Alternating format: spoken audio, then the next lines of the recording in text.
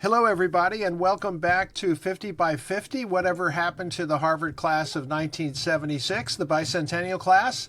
I am Michael Conniff. I'm a member of that class, glad to be one.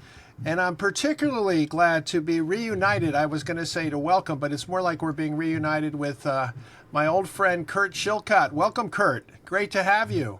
Great to be here, Michael.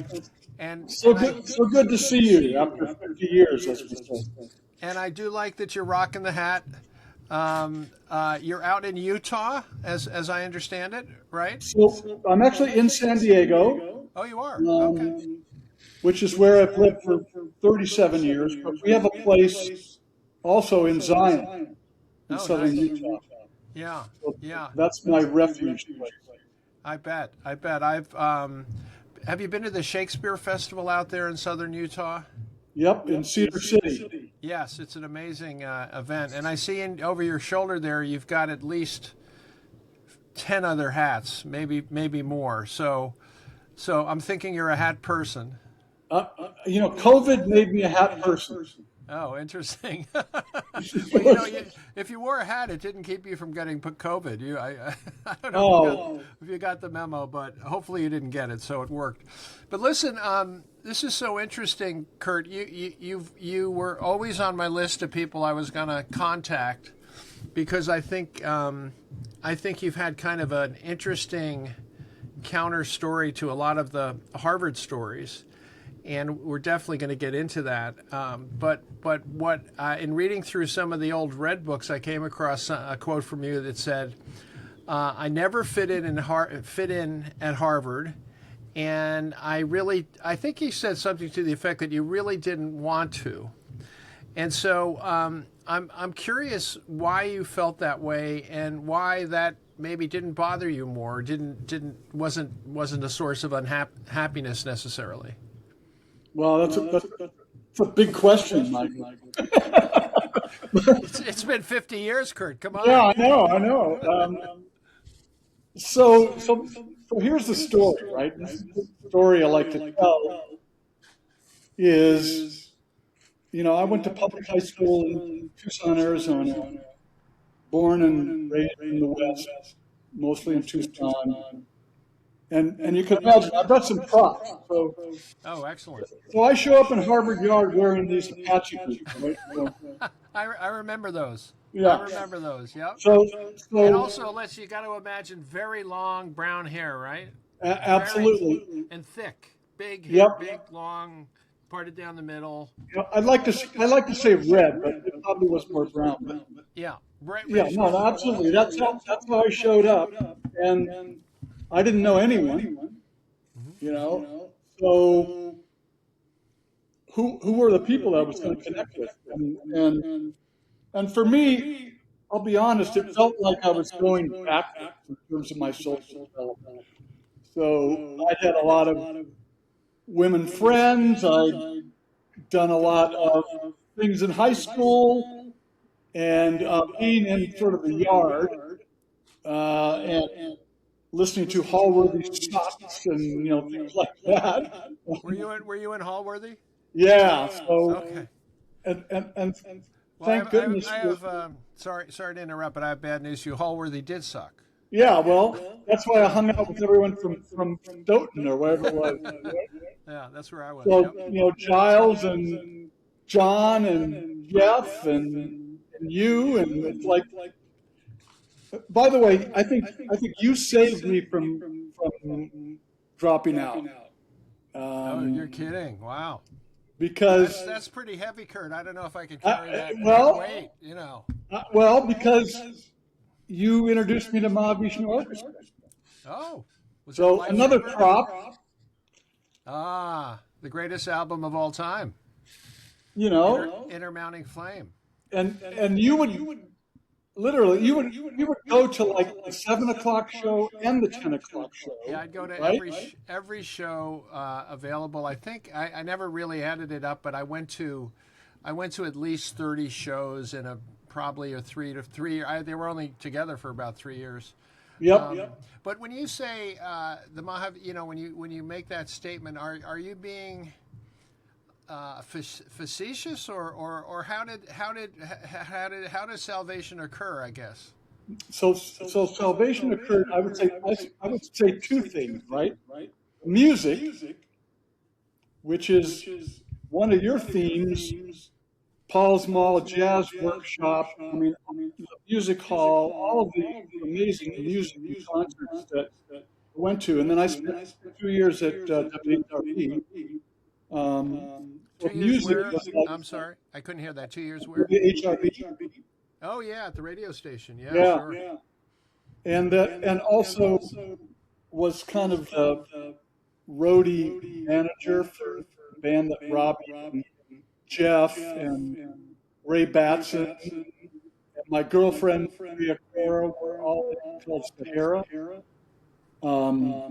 I didn't know that. I didn't know you were part of that. Yeah, well, I was. They let me go along with them if I moved some of the equipment. Sure. But so music. But the other piece, the through line is spirituality, right? Because John McLaughlin wasn't just about music, and that experience of going to Mahavishnu Orchestra and him starting every concert with a moment of silence, right? Mm-hmm. I mean, that was transformation. So that's the other through line, which is, and that kept you there. That kept you going to school. So the spiritual part, if people aren't if you haven't checked out Mahavishnu Orchestra, of course you have to, but John McLaughlin used to be a druggy English rock and jazz guitarist. Came over, was immediately discovered by Miles Davis, who put him together with Billy. Didn't put him together. They played together with Billy Cobham, and what is actually my favorite record, right off by Miles Davis, with John McLaughlin, Billy Cobham, and a Motown bass player to go with Miles Davis and Steve Grossman. But anyway, Mahavishnu, he would come out. John McLaughlin would come out in an all-white outfit. He was a devotee of Sri Chinmoy, was the guy's name. The guru's the yogi's name, and it was all about that stuff. And and then for me, I also got started. I don't know if you did this, Kurt, but I did transcendental meditation, kind of as a result of that. And I still do it occasionally, not a lot, but it still works. It's still kind of amazing. So you stayed in college because of a band, because of music, because you saw the light. Right. And why were you ready? Why were you thinking about dropping out before that happened? Because I didn't feel like I really fit in. I didn't have any friends that freshman year, and fortunately I stayed on. And guess what? I moved to Radcliffe, Morehouse, and I met all the people that felt like they didn't fit in, and we formed a community. So that was the musicians and the lesbians and the radicals and other people more on the fringe that that I connected to and formed relationships with, and we formed a community, right? So what was it about the fringe that really spoke to you, and what was it about the mainstream that repelled you? Yeah, so your interviews. Kurt, I'm sorry to interrupt. I'm asking that because I feel like with me, I had some elements. I was kind of on the edge of the fringe, but I was not on the fringe. I had gone to prep school. I played sports. I was closer to the mainstream, but I think maybe because my brother was a musician, I had been exposed to a lot of things, and so I had a lot. I had friends like you. I had people who were, who weren't buying into the, the prep school thing and the corporate Harvard, I guess I'd call it. But I go back to my original question about, what you embraced and what you rejected. Yeah. So what's amazing about Harvard is regardless of sort of who you meet, and where they're from, they all have a little piece of genius or like something that they do that's really extraordinary. Um, and so, that is the part that really have to connect to. And I was, again, just fortunate that when I moved to Radcliffe, there was much more balance between women and men, and Yep. that community exists. But yeah, it was hard to relate to prep school part. There's a big Northeast corridor, characterization, and even today, a lot of people in our class are in that area, Washington up to Boston and beyond. I'm right in the middle of And that. I'm like a kid. I'm a child of the West. I went to Harvard. It was great. I was in Boston for 4 years, and then I hightailed it back to the West and to California.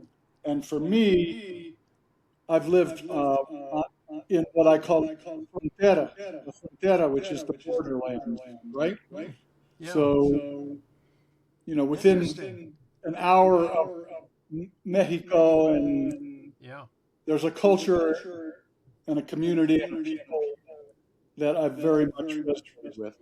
So, part of it was not relating to the culture, right, of Harvard and what that was. Part of it was not feeling the nature part, like the mountains and the ocean and all of that stuff is just not as visible. Yeah. Part of the experience of Harvard. Definitely part of it was the corporate stuff, and sort of the established.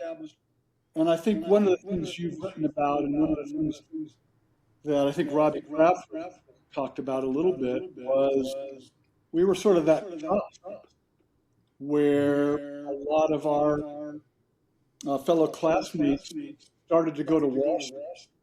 So lawyers for sure, doctors for sure, but rather than going to work for companies and becoming mid-management and upper management in a lot of companies, a lot of people started going to Wall Street, and that was the beginning of a strong pull in that direction, which I think changed the nature of where the aspirated.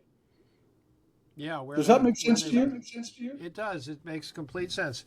I want to get to your career because it's kind of a counter to that, I know. But I also want to remind you, or at least remind myself. Do you know I can remember the exact moment when we fell out of touch? I wonder if I know you're going to agree with me when I tell you. I don't know how else to say this other than it was when you got busted. Way back. So that was like senior year. Yeah. But I say that because I never edit these, but I will edit this if you want me to, and take this all out. But I think that you were from Arizona, and you had access to very good pot at a very low price of $15 an ounce. I'll never forget. Never got any better than that. And so you were my contact to that world. And then So yes, I mean absolutely, and I don't have any. I think the statute of limitations. Yeah, I think you're okay. I think I'm okay. But no, absolutely. I was able to secure. I don't know how good it was, but I was able to secure. It wasn't like No, but it was good Arizona weed, or good. It was good Mexican pot, right? Yeah. And I could procure that for $80 a pound, and so 15 an ounce was a good price. and I was able to facilitate a lot of spiritual, a lot of holy communions there. exactly, So, but here's my question. Here's how I remember it. yeah. I believe you were busted by the feds, and I think word spread really fast. And I'm going to tell you what my reaction was personally. Yeah. My reaction was, of course, oh shit, and selfish to the extent of saying, are we all going to get busted now? And then I want you to know this. I thought about this, and I said to myself, I don't think that Kurt Chilcott is going to give up anybody. You know, so and I never heard another word. But by that time we had graduated. You know, when that all played out. So what were you prosecuted for that? Yeah. So this is a great story. So first of all, what you need to know is that my friends in Tucson were sending me this pot, and I was taking the profits and sending them back to help support a nonprofit organization. Oh, you expect me to believe that? It's absolutely true. I can even take you to the place called Valley of the Moon. What was the name? What did it do? It's called Valley of the Moon, and it was a kind of a desert fantasy land for kids. And it was by this older gentleman who used to do magic shows and other things. And me and some friends in high school found this place, helped to restore it, set up a nonprofit. And so, you know, it's another through theme of my public service, which is I was even doing that with these profits from the sale of marijuana. So what happened was, the feds found it in the mail system, so it becomes the Postal Service and the federal prosecution. They had some wild idea in their heads that I was part of a giant network of drug dealing that was going on. So of course they wanted me to tell them all about that. It was totally false. I was thrown in Cambridge jail the day after St. Patrick's Day, so it was full of Irish drunks. And a long story short, I delayed the trial till after graduation, but in fact, I did not graduate with my class because I was on probation as a result. Okay, but it's another thing about Harvard, right? They let me go through the ceremony. They let my parents come out and come to graduation. When I went to North House to receive my diploma, I got an envelope. There was just nothing. You got an envelope. You got an envelope. I got a crimson envelope with my name on it. A crimson envelope. And so the trial was later. Too funny. After graduation, a few weeks, I got a continuance without a finding, and I got probation and a $400 fine, something like that. That was it. Now, if I had been black and another part of Cambridge, what do you think would have happened to me? You'd still be there. Right? So, yeah. You know, it's not lost on me that Harvard privilege benefits all of us and has benefited. Did the judge buy the story about the moon thing? The moon? You know, it never got that far. He just talked to me about the evils of marijuana, right? Which is sort of funny given where we are today. And you know, I begged forgiveness. I had a public, offender. Yeah, we have found other scapegoats. Well, listen. Okay, so that's when we lost touch, and today is the day we got back together. Saw each other again, at least virtually. But I have followed. You know, I always read your entries in the book. I think we've communicated actually. I think we've had some email. Yeah, particularly when you came out to Denver, right? So Yeah, so I also became a citizen of the West, and honestly, I'm in the East now, but I wish I were still there. I stayed in I moved to Colorado to follow the ski town dream, and I was lived in Basalt outside of Aspen for 13 years, and Wow. really had a good time, and really, I mean, it was sort of a up and down time, but it was basically a very good move. And I lived the dream, I lived the ski dream and all of that. So that was made it worthwhile, and it was a great place to live. But so I know what you're saying about the West. So you get out of Harvard, you don't graduate, you get a blank, you get a Yeah, is it a I, blank I got my envelope real or diploma in October, so in it October? worked I was out. going to say, is it a blank envelope or a blank check? We got to think about that. But you come back to Arizona or California. What were you thinking at that point? Yeah, I came back to Tucson, and the other thing you need to realize is I lived in these two worlds. So I would go back to school at Harvard, and I would be in one world. I would come home to Tucson, and in the summer I worked in the open pit copper mines. That's where you can make the most money. And I hung out with my high school friends, many of which didn't go to college, right? Hmm. And so I had a community there. And so I went back to Tucson. I started a landscape construction company. I went back to school, got my teaching certificate, and then I left for California in 1980 to be with friends from Harvard in the Bay Area.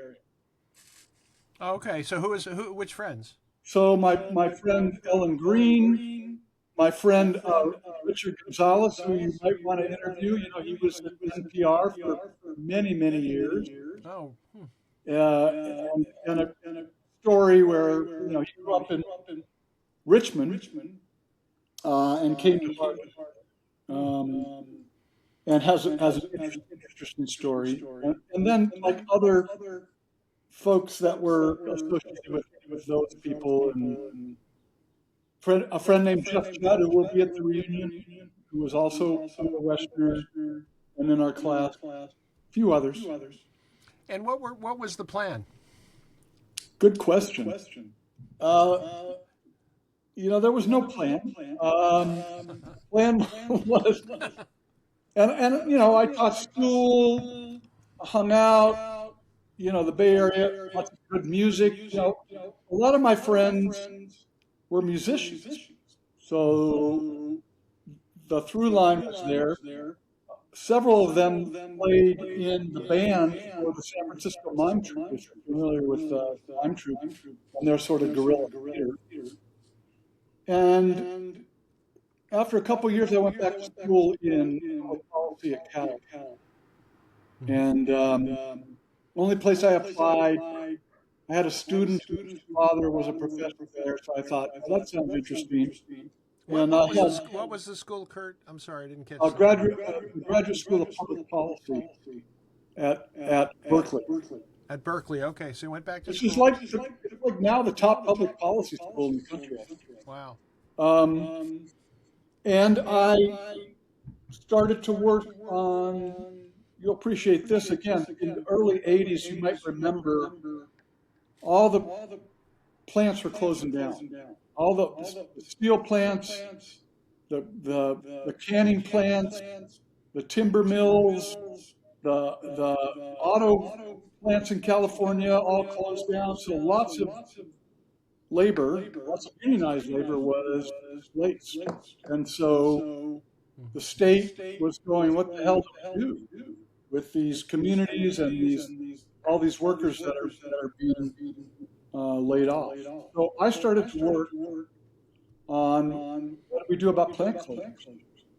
And so I worked for the state of California, coming out of grad school for 5 or 6 years, a lot of the 80s.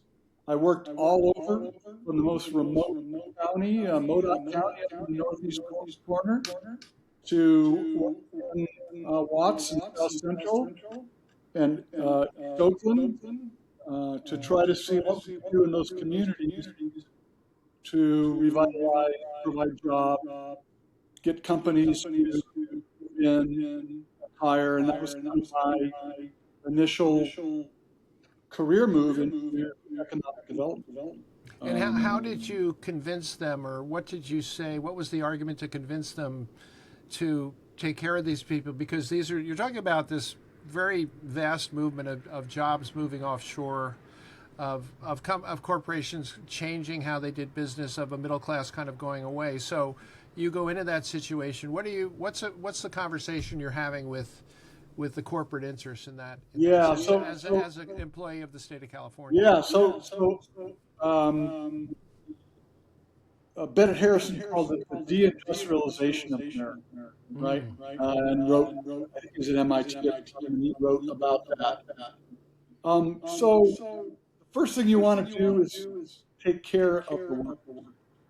So there was a coalition of charity and labor, and the state and training organizations, but the first thing was convincing the company to provide as much as they could for the benefit of those that have been laid off. So can you continue health benefits? Can you provide training? Can you provide some severance that would allow them to continue? And what we saw in those layoffs, of course, is higher incidences of domestic abuse, higher incidences of suicide. All those things that come with that displacement.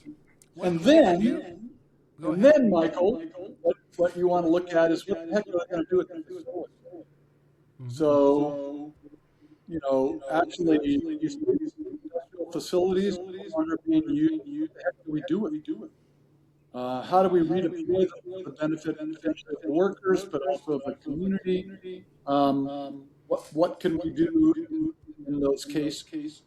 But what happened from that, what was really interesting, was communities developed a way to detect whether or not their economic base and their key employers were in trouble or potentially going to leave.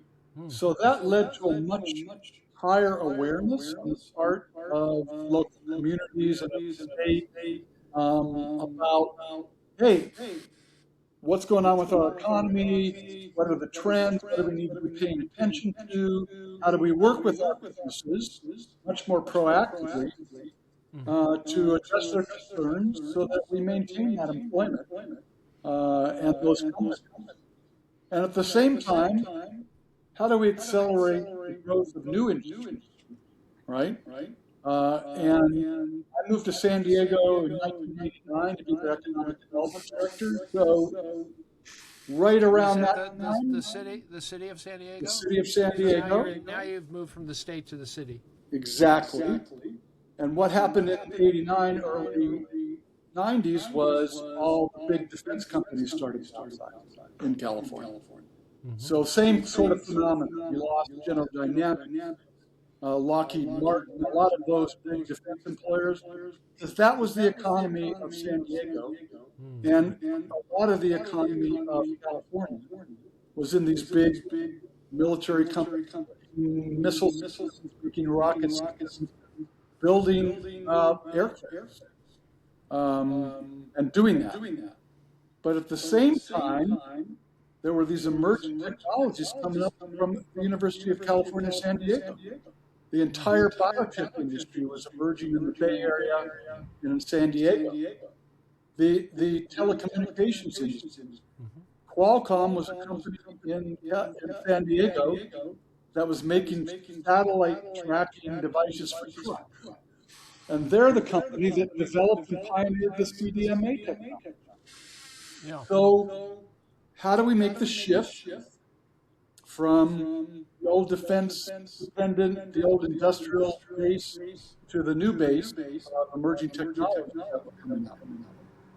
So anyway, I've been very fortunate in my career to be sort of at the beginning of a lot of these trends. and to see how local jurisdictions, at the federal and the state, and really at the local level, how should we be dealing with that? How did you make the shift in San Diego from the old to the new? Yeah. So I would say, there were a number of things. First of all, you just had to understand what was going on with the new industry, right? So back to our discussion, like we would take care of the workers, we deal with the facilities. So the General Dynamics facility up on Kearney Mesa is now, a big commercial and housing and company development.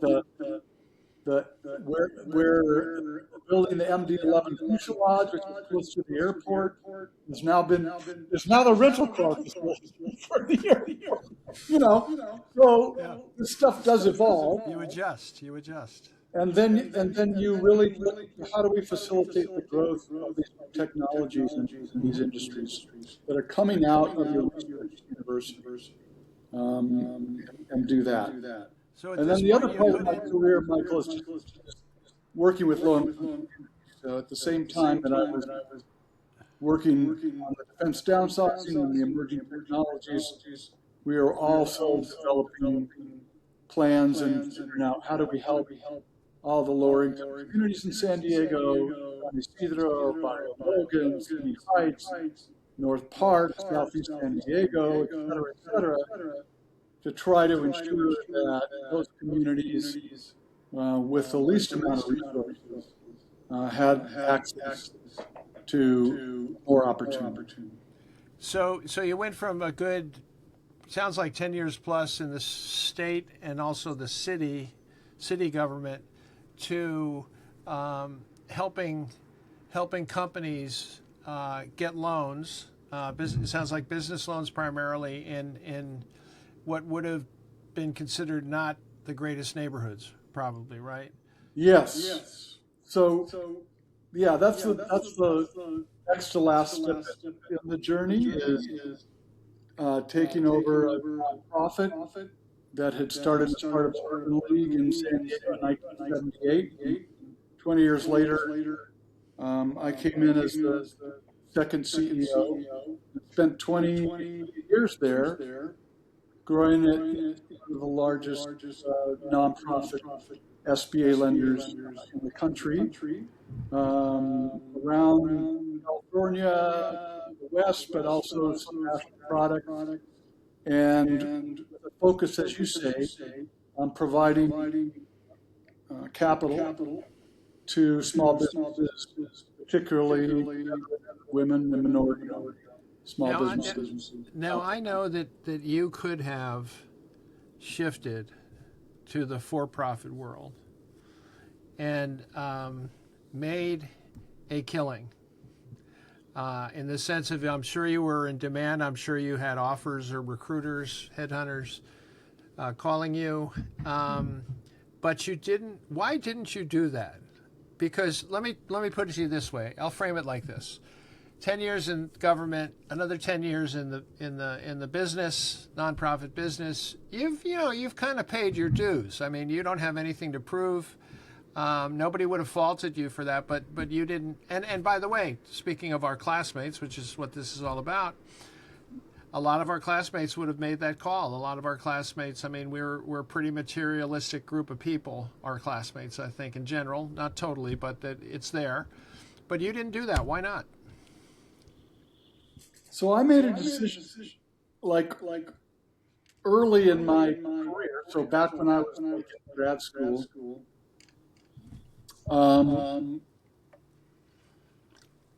that I always wanted the public good to be a part of what I did.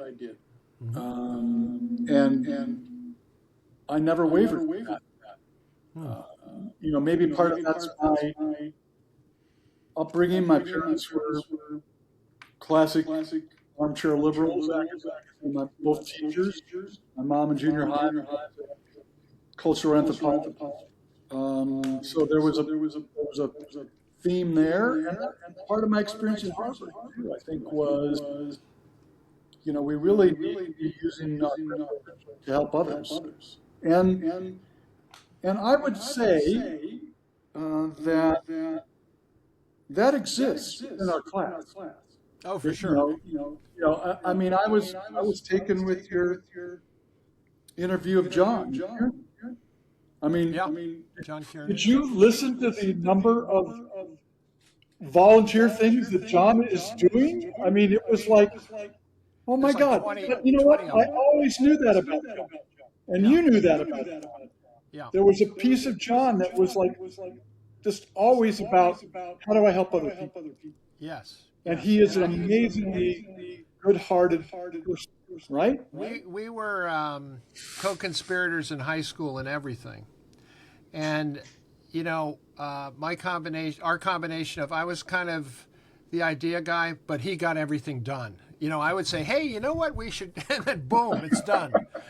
And so I went to Harvard and then beyond thinking, I'm going to find guys like John Kiernan to connect with and like we're going to do great stuff. I never found anyone like John Kiernan. And then, we were similar. We'd been roommates. We'd been to the same, prep school. So there was a competitive element to it until at a certain point in his career, I looked at where he was and where I was. And I said, there is no competition here. It's like, he's way beyond me. He always was. He was the best student by like 4%. He had like a 93, and the rest of us were under. My peak was 89 at one year, senior year. But no, he's like that. But I think you're making a very important point. And I keep hinting at it that this comes up over and over again in our class. That I think it's and I'd love to hear your thoughts on it. My guess is that it's part of like growing up. I feel like we grew up in the 60s, even though we went to college in the 70s. We really were from the 60s, at least people like you and me. I totally agree. And so in the, part of it was the common good and, to help the other fella, the other person. And I think that was really embedded in us far more than we knew. You haven't heard it yet because I just did a podcast with Sonnet Takahisa, who I don't know if you know her, but you should definitely try to check that out. She worked in museums. It's sort of the same thing. She was incredibly innovative in what she did with schools and museums, and it was all about helping the people in those communities in a way they hadn't been helped before. So I'm proud of that. I think you have the hat. It's a feather in our cap. It's a really good thing, and it's something we can be proud of. But what's your theory on why that happened? Yeah. So you made a comment in one of the first interviews, and it's come up several times. And I didn't realize that it was more than me who expected to come to Harvard and be out in the streets protesting. Right? It was the same thing. I was like, yeah, I'm ready, man. Let's go. And you get there, and it's like, it's not happening anymore. How disappointed were you?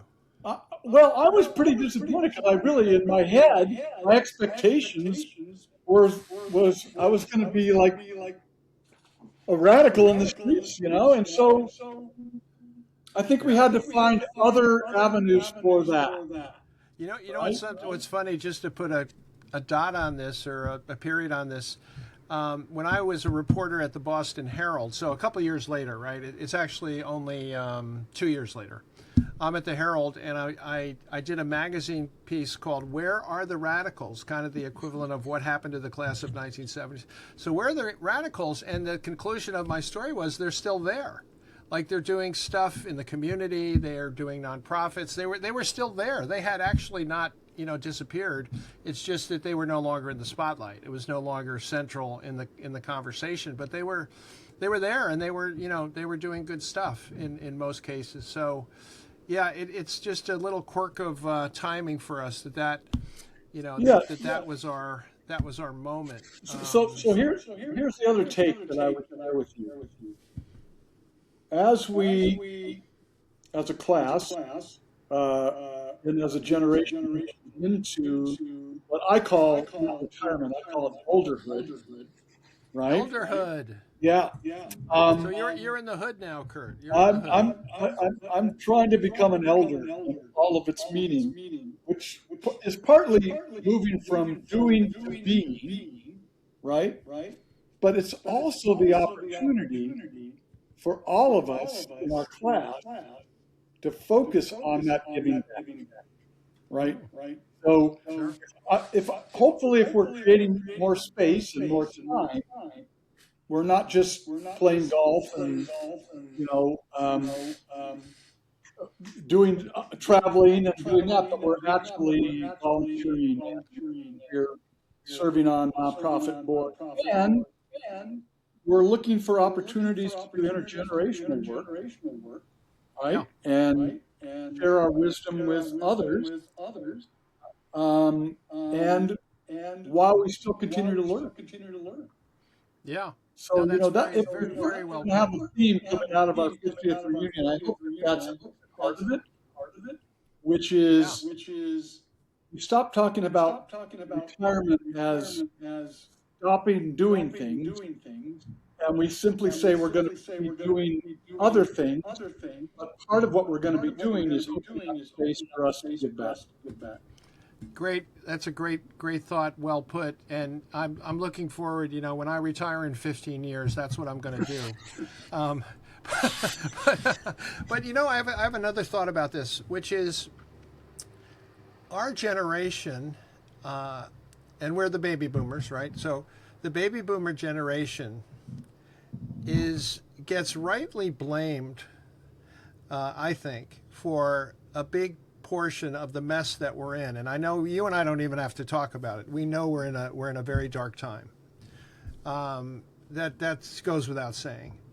And I'll give you just one example. Today's newspaper, a story about how the Justice Department is manipulating grand juries trying to get indictments, breaking all the rules just to get what they want. So that's just one example. But what I've been thinking about actually is some of these bigger problems. I think everything that people are doing in their communities, I think that's great. But there are bigger swings, I think, that could be taken. And all of us, having been, now we're not just Harvard graduates, we're Harvard graduates that have 50 years of doing stuff in all kinds of different ways. Like, what if we, could we take a swing at some of the really, really, really big problems? And so that's something I think about, and you and I can talk about more. Yeah. So just a reaction to that. I again agree with you. And where I have come to is the belief that we've got to really transform the institutions and the systems that we have had for many years. And you're a history guy. It's the New Deal systems and it's the civil rights systems that were put in place in the 60s, right? And there is a cycle of about 60 years for those things to sort of live out their usefulness. And so the question now is, what are we going to replace those with? How are we going to preserve our democracy? How are we going to reconnect to the values that seem to be important to us at one point in time? But not how do we build back what we had in terms of the systems, but how do we build back the systems based on different approaches and values and beliefs that can actually take us for the next 60 years or whatever it is. And so we're probably not going to do that, but we can certainly help younger people to take on some of that work and to help them in that, particularly given that we're being blamed for where we are. So what you're saying is it's not a redo, it's a do-over. It's Exactly. It's like a reset. It's a reset. It's a reboot. if we go back and just try to recreate what we had, try to put the pieces back in place that some of which have been torn down, we'll be missing enough. Mm-hmm. So, but it's hard. The status quo, the gravitational pull of the status quo is enormously strong. So, yeah, never underestimate the ability of people to resist change. Don't ever underestimate that. People hate change. They want it, they want it to be the way it was, sometimes the way it is. But let me ask you this: we've got a few minutes left here. What about you personally? What are you looking forward to in the next 10 years, aside from staying completely upright and being able to carry on a conversation, which would be good for all of us? Yes. I kind of feel like you probably don't have a bucket list or anything like that. But what are you going to spend your time doing, other than the good stuff? So it's a great and a timely question. Yeah. I am actually working on and with an organization called the Modern Elder Academy, possibly check out. It's founded by a guy named Chip Conley. Chip Conley was the founder of a boutique hotel chain called Joie de Vivre, which became the second largest boutique hotel chain. He ran that for 20 years. He sold it. He then, a few years later, was approached by the founders of Airbnb to be their advisor on the hospitality industry. Got stock. And so Airbnb went. So Chip has founded this thing called the Modern Elder Academy that's really helping people figure out a 10-year plan. So that I am in a year-long program working with 28 other folks to sort of flesh that out. What have you found out so far? So, guess what? It's the same things, right? It's nature and the love of nature and being outdoors and being on the land. It's social justice and economic justice and what can I contribute to that. It's spirituality, however we might define that for ourselves. It's family. It's building community. And so those are the pieces that can weave together that will hopefully be my guide for the next decade. No, that sounds great, actually, I'm really impressed that you've been able to stay on track the whole, give or take, I'm sure, but to stay on track the whole time. And what's your family like? What's your family situation? So my mother is still alive. She will be 98 in a couple weeks. And so that generation is around with my mother. I've been married twice. I have a son by my first marriage who's living in Mexico City, a digital nomad. And I have 2 daughters and 4 grandkids by my second wife, Betsy, who I am ridiculously lucky to be married to. She's an endurance rider, so she's definitely got the outside going. Oh, that's cool. And yes, so that part of my life is very blessed as well. And I want to say in general, I feel extraordinarily grateful and lucky to have the life that I've had. And I'm pretty sure that you probably feel the same way. That we have been able to have this extraordinary life which is another reason why we need to continue to think about how we give back. So, Yeah, we won the lottery. Full stop. We won the lottery.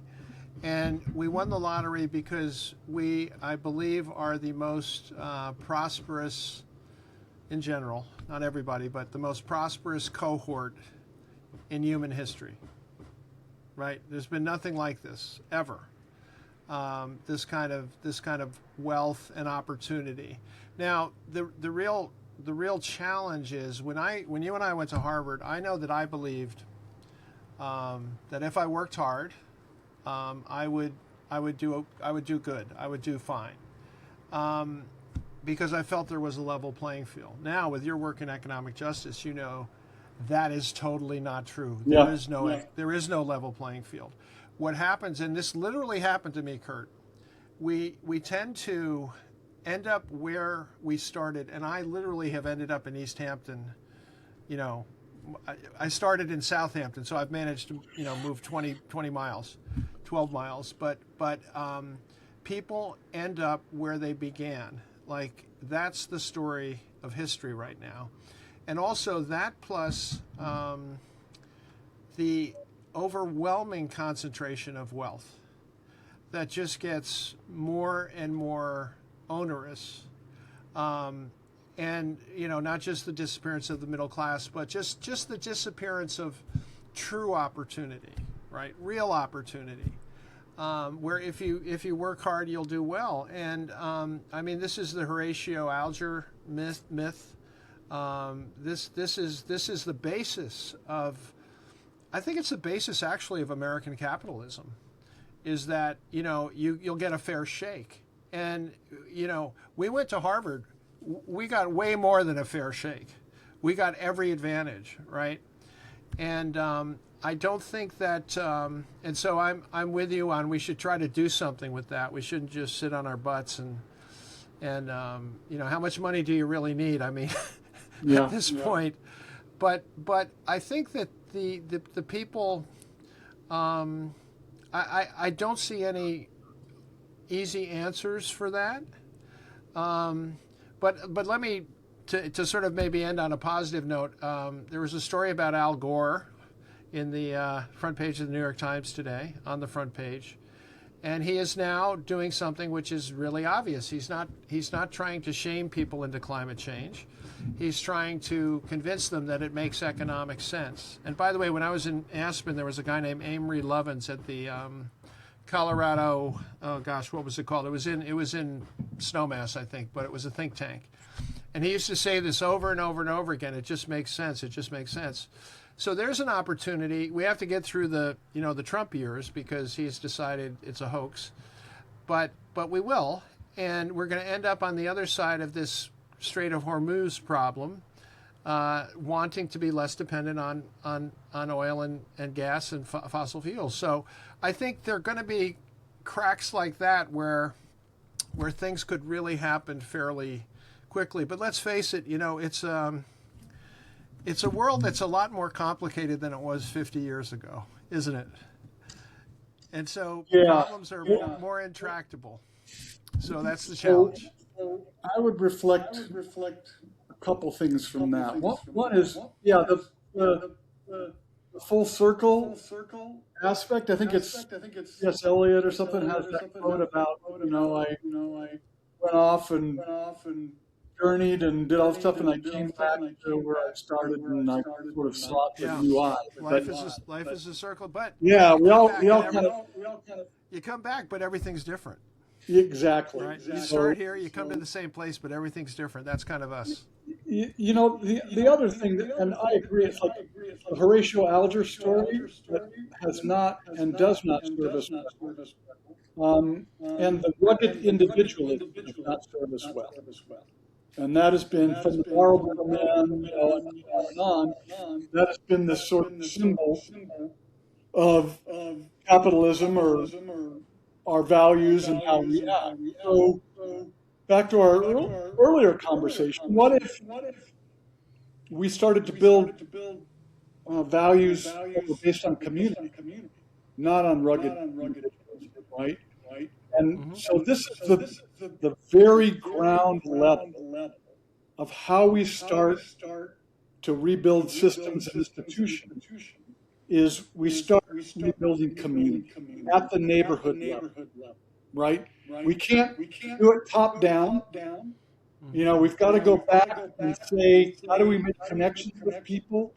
How do we build trust with each other? And on that foundation of trust, do we start to build a system that we all kind of go like, yeah, we care about people. And it's based on caring, and it's based on kindness, and it's based on generosity, and it's based on, you know, all those different things that we're all sort of trying to work on, and we want in our world, but seem to have gotten deep down, where they're just not as evident and not as front speaking. So unfortunately, there's no shortcut. We have to sort of start at that bottom, you know, neighborhood level.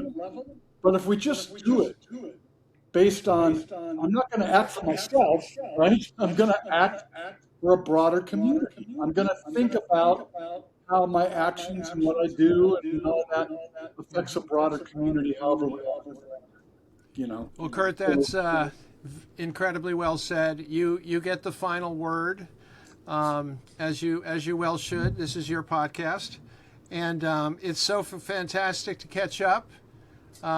We'll see you at reunion for sure. You will. I look forward to giving you a big abrazo.